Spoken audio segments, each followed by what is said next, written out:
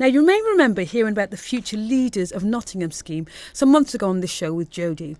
It launched back in May to help make leadership across Nottingham more reflective of the communities that we actually live in. It's led by the City Council along with the Renewal Trust. Up to 20 people from diverse backgrounds with the potential to become great leaders have been brought together to receive training and mentoring. Devontay Okure works in corporate marketing at the City Council, and he's actually on the scheme and joins me in the studio this evening. Good evening to you. Good evening, Dawne. How are you doing? I'm good. Did I get your name right? Devontay Okure. Yeah, you got it right the second time. Devontay Okure. It's got a nice ring to that. Thank you. Actually, that does sound like an MP name, Devontay Okure. So, what's your job at the City Council? So I currently work for the corporate marketing team in Nottingham City Council as one of the sponsorship and advertising officers there, essentially bringing revenue to Nottingham City Council through sponsorship and advertising, and obviously championing all the good causes that we've got in the City Council to get businesses to invest in Nottingham. Why did you apply for the scheme to begin with? Because at the moment, or recently, I've been involved in many different projects as the Race Strand Equalities Leaders for GMB and also Nottingham City Council Union. So what I've been doing with the Future Leaders programme, I had the opportunity, and when it came up, I kind of jumped at the opportunity as I've been kind of exhibiting leadership qualities. And it so is that your words or theirs? No, that's actually my words because... you say you've been exhibiting leadership qualities. Wow, I like your style, Devontay. So that's just more around kind of standing up and championing a cause through equalities and race, which is something that I've been campaigning for the last 5 years within the City Council. I feel extremely fortunate to actually work for Nottingham City Council because they're really leading the way in terms of equalities and diversity in the workforce. So... Fantastic. It's good to hear. That's really good to hear. So there's been some masterclasses. What have you been doing in those classes? So we've had several different masterclasses from chief executives of organisations, leadership lecturers and teachers that kind of give us information on business acumen, financial planning and leadership traits that are needed. So certain courses that we had, one of them in particular was emotional intelligence, which is something that's obviously extremely important when you're trying to lead people so that they're all pulling in the same direction. Define that, emotional intelligence. So it's the way someone can actually unsubconsciously read you without you actually saying anything. So it's kind of orientated around body language and many different things like that. Why did you laugh? Because you're thinking, I'm doing that right now. Well, yeah. I think everyone does that in many different ways on a daily basis. Oh, you were doing it to me. yeah. That's what it was. It was that kind of way of actually answering the question without saying much. It's done through your body language. Okay, so I've got to be careful now. I've got to be careful how I position myself. So tell me, how important or why is it important, do you think, to have schemes like this for people from BME backgrounds? Because the really key important thing for me is there's obviously a lack of diverse leadership in the UK nationally. Fortunately, with schemes such as this, obviously we're trying to address that issue on a localised level within Nottingham. So I think we're kind of leading the way of actually looking for future succession planning within these large sector organisations by actually making sure we identify leaders at an early stage and putting them on a platform to be able to develop themselves. And that's something that I think the city's been instrumental in doing, because the Nottingham City Council, the Renewal Trust, Nottingham Police and the Nottingham Fire Service, obviously part of the scheme along with many organisations, but it's identifying the talent that we've got in Nottingham from a diverse background to actually give them an opportunity to lead. And I think it's pretty groundbreaking, because I'm not aware of any other schemes in that kind of direct vein of harnessing talent from the community. Can I just say something here? Why are you laughing at me? You're laughing before I even said anything. Do you know this leadership, what did you say, displaying executive leadership quality? Yes, yeah. I can see that in you.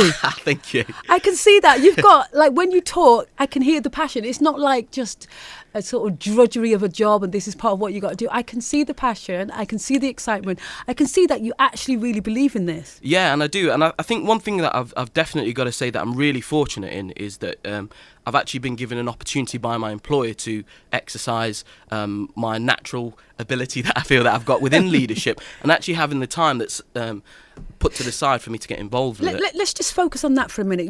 I know I'm joking you a little bit about you saying yourself that you've got this leadership quality, but how important is it for an employer or your superior to recognise the qualities and to steer you in the right direction? I think it's extremely important because there's quite a lot of leaders that we call them the unsung heroes, because these particular leaders don't get the notoriety or recognition for some of the campaigns and projects that are involved in. And I think it's very important if you do have a management team that support you. For example, for myself, my head of service, my managers all supported me into this scheme and actually kind of pushed me in this direction. And I've been extremely fortunate to have that opportunity. You seem very driven and very motivated, and I really like that.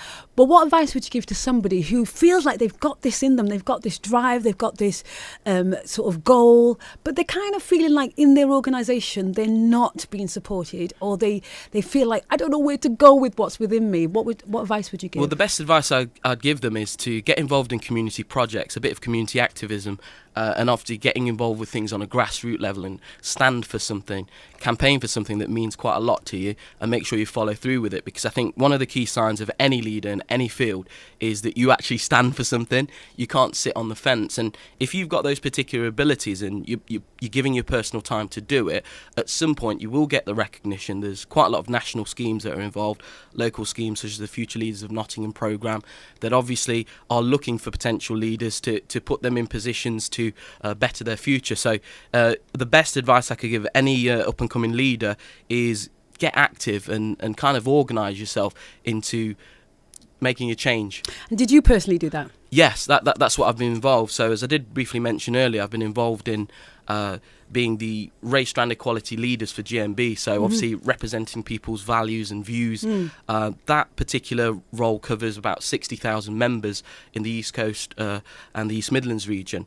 With that as well, it's championing equality and diversity in a big way to make sure we can address the disproportionate amount from diverse communities that are being reflected within the leadership or management team. There's a saying, when you've got an unusual expectation, then you can put in that unusual preparation. For you, what is that unusual expectation? What do you want to get out of this? Well, I've got aspirations of one day being a chief executive for a major company within Nottingham. And I've also got another ambition, which, if depending on which way my life journey takes me, I'd like to be one of the leading MPs that represents Nottingham in the Houses of Parliament. So that's a bit kind of commercially focused and politically focused. But I think sometimes you can't just hope on one particular aspiration because you don't know where life takes you. And I think that's how they encourage school children, have this like portfolio lifestyle. Don't just have one career path. Yeah, definitely. What ideally then would be your dream job? I know you've told those two, they're all in there, but past that, you've done the Nottingham thing, you CEO of a big company. What's your absolute unusual expectation dream job? You know, if I kind of looked at it, it's realistic, but it's also really ambitious as well. It's achievable.